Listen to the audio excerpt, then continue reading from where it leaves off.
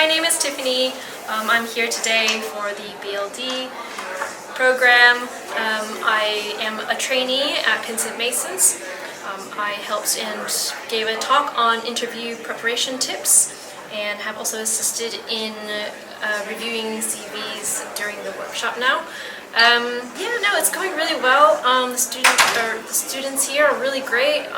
They've had really unique experiences and have really just been reviewing some of their CVs now. They've been doing some really impressive, they've had some really impressive opportunities. And so, quite looking forward to being able to help them out and give them some tips where I can. They will also, within these type of character type personal questions, they ask you about your motivation. So like, why law? What did you enjoy most about uni? What's been the most difficult challenge that you've ever faced? They'll also ask you about your weaknesses. So come up with a weakness that is not core to the skills of being a lawyer. Do not say that I lack ability to draft. That's a no-go. Do not say I don't know how to research. No-go. Give them something like that can be fixed. Yeah. Go for it. What do you think? Yeah. I mean, ones that we've heard are. Well, what do you think about perfection? What the perfection? Too perfect. Oh no. That's a no. Don't say I'm too perfect. Yeah. That's don't say I've got so much attention to detail. I take time to finish work. That's fake. Yeah. Nobody's got too much attention to detail. Stop it. And if you do, you don't want to. That's not a weakness. I mean, in terms of that's not a weakness you would want to point out like this. Yeah. But be a real weakness, but not too. I know it's so hard. Sometimes I think of it myself. I'm like, is my weakness actually good, or is it actually a crap answer? But it's something that you need to really think. It's something that doesn't go to the core of being a lawyer. Tiff, what's yours? Mine is public speaking or.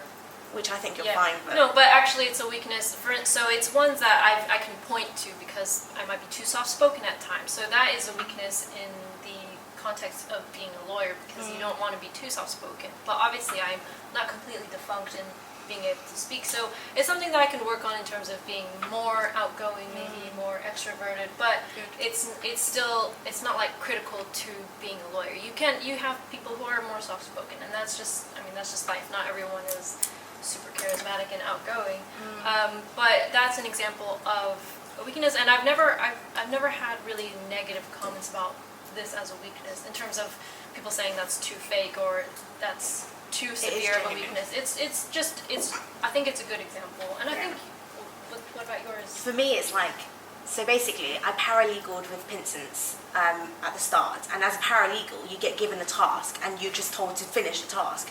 So you just do what you've been told. So I went into my training contract kind of doing the same thing. So just being given a task and being like, yep, can do that, go off and do it.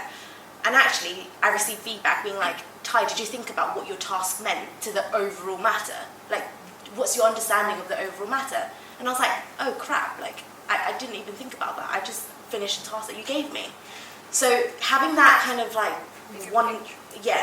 just like, I had like a narrow view of what I was doing, whereas actually as a lawyer, you need to have a purposive view of what you're doing. You need to think about why you're doing what you're doing, how it fits into the matter, and then making sure that what you do is adding value to the overall big picture. So that's my weakness. But and that's absolute genuine. Yeah, but it's actually quite difficult. Yeah. Yeah. I mean, I think most people wouldn't. As a trainee or as a junior lawyer, it's not something that actually comes to you anyway. So again, it's one of those weaknesses that it's not fake, but it is like, it's understandable, and it's something that can be fixed. It's not crucial to you being, a bad lawyer or anything. So, so think of something that you might have received feedback before at uni or in other levels of school or maybe in other jobs, just any other weakness. Sorry, could be because you're soft-spoken. Oh. But I thought, let's move in the area. Let's move in the area. But do you want to move on to so I'll move on to the technical skills. So technical skills is obviously going to be your commercial awareness. What do you understand about the sectors that they're in? All law firms now are talking about sectors. So you need to really understand, what does a sector approach mean, right? Please put down that note and literally research it for me. Like, what is sector approach? Why are law firms doing that? There's an answer, so you need to know that answer. Another thing about commercial awareness is obviously just understanding about the big B word, Brexit. I literally got asked, what does Brexit mean to you in one of my interviews, and I was just like, are you serious? But they could ask you that, what is Brexit? Multi-million-dollar question right there. Another thing, commercial awareness, is also understanding the legal industry. So not just understanding the challenges facing your clients, but also the challenges facing your firm. The Big Four, they are now giving out legal advice. What does that mean for the services that we do? Do we need to become more consultancy-like practice? Stuff like that. That's the things that you should be considering. And the next bit is understanding the firm. So that's also commercial awareness. Like, how does the firm bill its clients? Are they charging hourly rates? What are their fee structures like? What does the fee structures mean? How does the fee structures adapt or make sense of the issues going around at the moment? So basically the answer is, there's a lot of uncertainty within the world, economy everywhere. So what law firms are trying to do is to bring as much certainty as possible to the services that they provide to their clients. That includes the fee structures. They're giving them more certainty in the fees that they charge them. Therefore, fixed fees is something that's quite advantageous and popular at the moment, because clients want to know exactly how much they're paying for this amount of work, and not just kind of going on the guess of, actually there's going to be 6 hours, and so per hour it's about this, but they can also go over.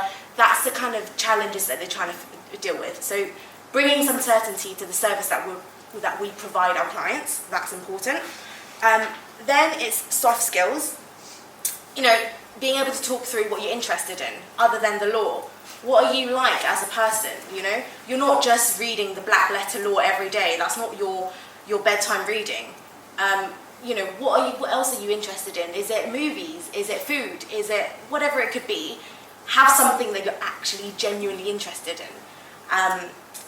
Then the other parts of soft skills is obviously, as you know, communication, your teamwork, ability to lead. What else is there, soft skills wise? Communicate, teamwork, leadership. Questions like this would be around kind of demonstrating your personality, your approach to work.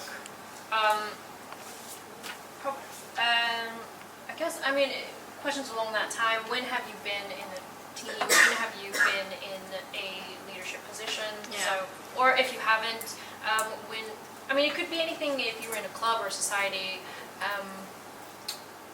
or maybe if you have like a part-time role or something like that, you could show that you've been an independent person and you've gone above and beyond in any aspect. Yeah. If they ask these questions, really though, you just want to take this opportunity to answer it, to kind of show a bit more about yourself. As I was saying, you don't just go on about law or something. Be a bit more of a real person. I guess that's I can't think of any other soft skills. If you can think of any, give me a shout. Cool. Tip, turning the table. Yes. Right, so this would be near the end of the interview. They'll usually make it quite clear, well, that's it. If there's anything else, do you have any questions for us? And you do want to have some questions prepared. It's generally not a good idea to just say no and then end the interview there. Show the interest that you have for the firm. If you're applying and you got to interview stage, it must have meant something that you've done well along the way. So really take the opportunity to show this enthusiasm and have questions prepared. Don't ask things that can be easily found on their website. If it is something that you found, ask it in a question in terms of getting more information about it that can't be found on the website. So let's say you saw trainees might have secondment opportunities, and that's something you found on the website. Tie that into a question. Be like, so what specific secondment opportunities are there for trainees this year? Or do you have international secondments? Things like that you haven't been able to find an answer for. But it just shows that you've done some research and you're interested about this. So Yeah, so again, typical areas that you can ask questions could also be on the type of training you'll receive. If there's anything specific in terms of maybe things that are unique to their training contract program, where they might see the organization heading. So this is a good way to kind of turn it back to them. If during the interview they asked you a question like that, if they asked, oh, what do you think we should have our what do you think of might be the more what might be the growth areas in X industry or something like that.